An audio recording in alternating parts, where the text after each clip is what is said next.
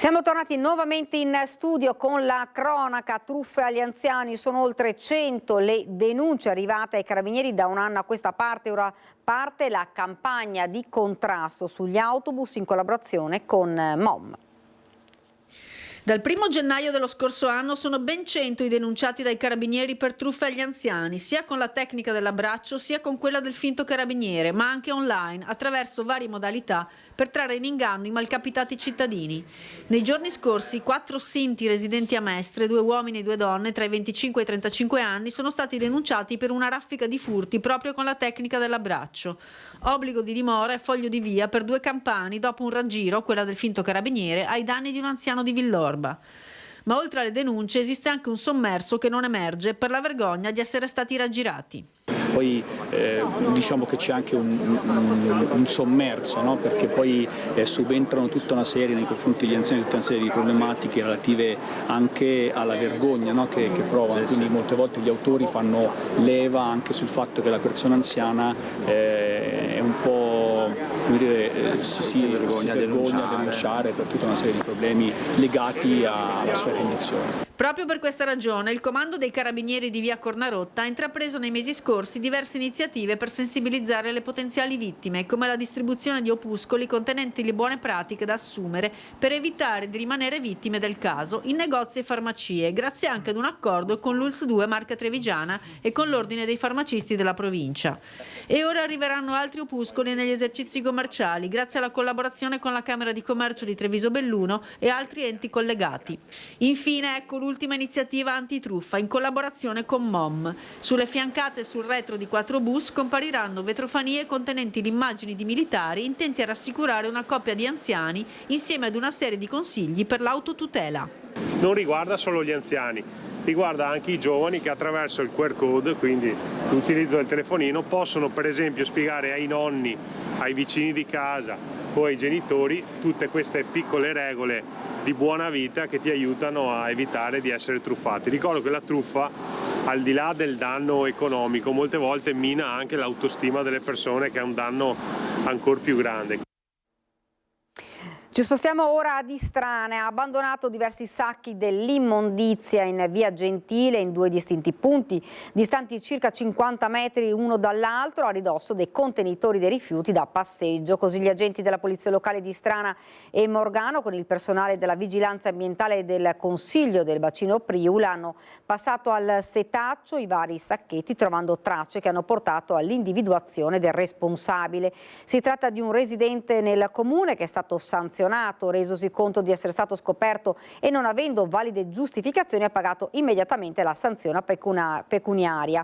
Continueranno dunque i controlli in tutto il territorio per contrastare il fenomeno dell'aumento degli abbandoni dei rifiuti sul suolo pubblico. Gli abbandoni nel territorio comunale avvengono solitamente nel cuore della notte ed i responsabili scaricano i propri rifiuti creando un vero e proprio cumulo di materiale indifferenziato anche nelle vicinanze dei parchetti pubblici. Ed ora siamo allo sport, prima edizione di Giocando senza barriere, stamane agli impianti sportivi di Via delle Acquette Sport, festa, inclusione e sane abitudini per 580 bambini degli istituti comprensivi di Treviso. Guarda avanti.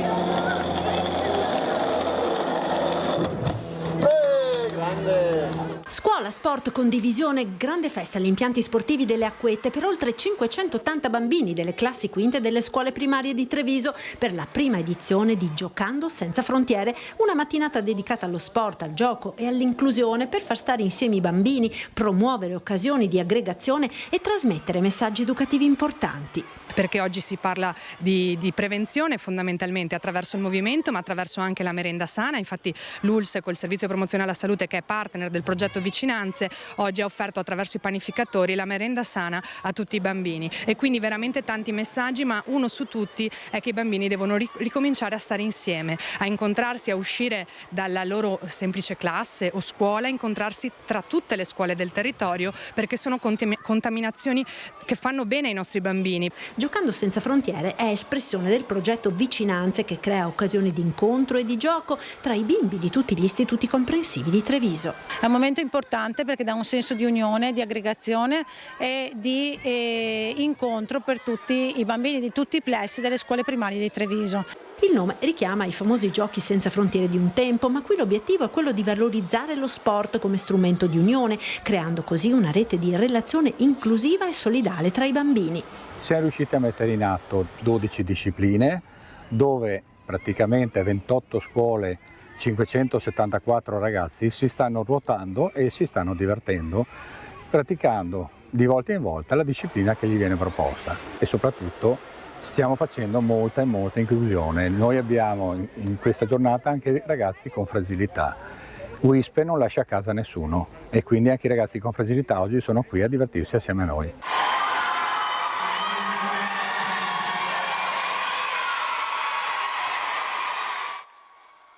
Ed ora il rugby, dopo l'esordio in campionato con il pareggio strappato a Monigo contro gli Scarlets, coach Bortolami prepara la sfida del Benetton contro Glasgow di venerdì, una trasferta da brividi per i Leoni.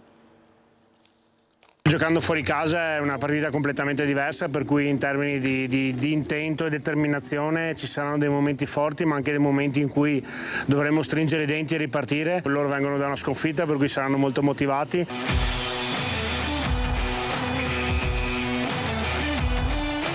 Nella Tana del Lupo, nella casa dei campioni in carica. Forse è paradossalmente quello che ci serve, l'insidiosissima trasferta di Glasgow contro gli Warriors, per dare la sveglia ai leoni biancoverdi dopo l'esordio in casa a Monigo, che ha lasciato un po' l'amaro in bocca. Quel pareggio con gli Scarlets che, se ha certificato il carattere dei ragazzi di coach Bortolami nella rimonta, ha mostrato una squadra che ancora non tiene allo stesso livello tutti gli 80 minuti.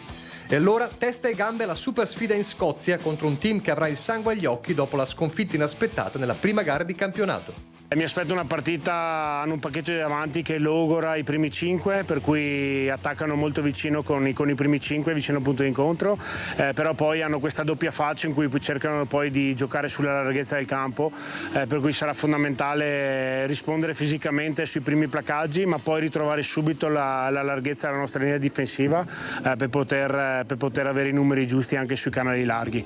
Penso che possiamo farlo e dovremo provare probabilmente a tenere anche un po' di più la palla, perché è una squadra che basa molto il gioco sul possesso palla. Schemi e tecnica a parte, l'obiettivo è sempre uno. Io vorrei vedere questa determinazione da parte della squadra di rimanere nella partita per gli 80 minuti e lottare palla su palla, metro su metro. Sappiamo che sarà una sfida molto grande, ma possiamo veramente mettere in difficoltà.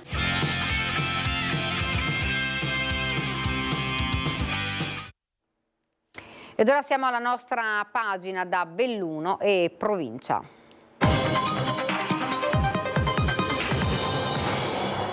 In primo piano la svolta storica sulla protezione del lupo, il via libera è arrivato oggi dal Consiglio europeo. Questo è un passaggio importantissimo verso una tutela ragionevole del lupo. Con questo passaggio potremo abbassare il livello di tutela del lupo nella Convenzione di Berna. Esulta l'onorevole Dorfmann, che insieme a un gruppo di colleghi europarlamentari ha convinto la Commissione europea a spingere per una revisione della Convenzione di Berna e conseguentemente della direttiva Flora, Fauna, Habitat. All'esito del voto atteso oggi a Bruxelles, il Consiglio europeo ha dato il via libera all'abbassamento dello status di protezione del lupo e con la modifica della Convenzione di Berna Stati e Regioni avranno maggiore flessibilità nella gestione del grande predatore. Oggi abbiamo più di 20.000 lupi nell'Unione Europea, il lupo non necessita più di essere strettamente protetto. La garanzia della tanto attesa certezza del diritto, che è mancata completamente negli ultimi anni, aggiunge ancora Dorfmann. Tecnicamente il Consiglio europeo ha votato per il declassamento della specie Canis lupus da rigorosamente protetta a protetta, un voto che apre nuovi e importanti scenari più favorevoli alla tutela dei nostri allevatori e quindi all'effettivo contrasto del lupo, scrive in una nota l'europarlamentare di Forza Italia Flavio Tosi, che lunedì aveva chiesto al ministro Pichetto Fratin di confermare la posizione favorevole dell'Italia. L'abbassamento del livello di protezione del grande predatore consentirà a Stati e Regioni con popolazioni stabili di lupi di adottare misure concrete per tutelare il bestiame nei pascoli e sugli alpeggi, senza compromettere l'impegno nella conservazione del lupo. Elettrodotti in Valbelluna. 3 giorni fa è stata la provincia a chiedere alla regione la convocazione di un tavolo tecnico. Oggi Vivaio Dolomiti, l'associazione civica che da anni si batte inascoltata per chiedere a Terna il rifacimento del progetto nella media valle del Piave, fa la voce grossa e annuncia ricorsi e denunce. Sul progetto internazionale di razionalizzazione della rete elettrica nella media valle del Piave regnano confusione, posizioni ambigue, dati discordanti. Terna, sprezzante degli stop a ripetizione ricevuti negli ultimi anni, va avanti e quel che appare sconcertante è che di far correre la linea interrata lungo l'asse dell'A27 non vuol sentirne parlare. Stiamo tornando indietro di 20 anni sul progetto, stiamo ritornando a discutere il progetto di Belluno. Non esiste un progetto Ponte nelle Alpi Belluno, esiste un progetto Austria-Venezia che va discusso su un tavolo di concertazione. Tavolo richiesto formalmente il 23 settembre dalla provincia di Belluno alla regione per un dialogo necessario fra enti per trovare soluzione alle problematiche ambientali segnalate dal territorio al Ministero dell'Ambiente, che però a quel progetto ha dato l'ok e ora vi è attesa per la convocazione della conferenza dei servizi. Deve essere fatta una sospensiva, deve essere fatto un tavolo di concertazione, come ripeto, che vada da Venezia fino al confine austriaco, perlomeno per quanto riguarda il territorio bellunese e trevisano. Di fatto senza questo tavolo non si può andare avanti. Vivaio Dolomiti oggi ha esposto le sue perplessità motivate da delibere alla mano, tutte contrarie al progetto che si sviluppa in aereo con impatto immaginabile, così come immaginabili sono i rischi per la salute dei cittadini e per l'impatto ambientale. Perciò, in assenza di risposte serie e concrete, Vivaio è pronta a ritornare all'attacco. Siete pronti anche a denunciare? Ma se serve a tutte le azioni giudiziarie in corso, ricorsi, non ricorsi, anche personali penalmente, perché tutti i documenti che abbiamo visto via negli anni hanno delle direttive ben precise, deliberano delle condizioni ben precise e che quindi se qualche funzionario, se qualche amministratore, sentiremo il nostro avvocato, ha commesso degli atti negli uffici non conformi a quanto era stato deliberato a suo tempo, siamo disposti anche ad andare avanti. Da un colpo di scena all'altro, a 2 settimane esatte dalla turbolenta riunione della Commissione Consigliare Cultura, il clima attorno al presidente della Fondazione Teatri si è fatto cupo. Oggi il suo presidente Ferigutti ha rassegnato le sue irrevocabili dimissioni. La notizia era nell'aria. L'11 settembre ha segnato un punto di non ritorno per il futuro da presidente della Fondazione Teatri delle Dolomiti di Massimo Ferigutti, e al sindaco De Pellegrin, fatte tutte le verifiche del caso, non è rimasto che prendere atto che sì, anche la sua personale fiducia nei confronti di Ferigutti è arrivata al capolinea. In questo clima il presidente della Fondazione Teatri ha rassegnato stavolta per le vie ufficiali le sue irrevocabili dimissioni. La PEC, dopo lunga e sofferta riflessione, è stata inviata oggi direttamente al sindaco che l'aveva nominato 15 mesi fa. Ho riscontrato la mancanza di rinnovata fiducia da parte sua, scrive Ferigutti, presupposto imprescindibile per proseguire con coerenza e efficacia il percorso di sviluppo che avevamo intrapreso. Nella lettera Ferigutti riassume in 12 punti il lavoro svolto dal progetto Culture Link all'avvio della revisione dello statuto per ampliare la compagine sociale dell'ente, dalla nuova sede alle nuove assunzioni, al nuovo tariffario, alle proposte culturali, la collaborazione con il Teatro Stabile del Veneto e da ultimo al bilancio contabile del Teatro Comunale che chiude inutile per oltre 38.000 euro. Risultato mai raggiunto prima, evidenzia Ferigutti. Ora si è aperto il toto nomi per il successore che rumors danno in quota Fratelli d'Italia, il partito dell'assessore alla cultura Raffaele Adamiano. Che il suo rapporto con Ferigutti fosse tutt'altro che idilliaco era noto da mesi. Adamiano è atteso alla prova del 9. Quella di forza con il sindaco per ora lo vede trionfatore.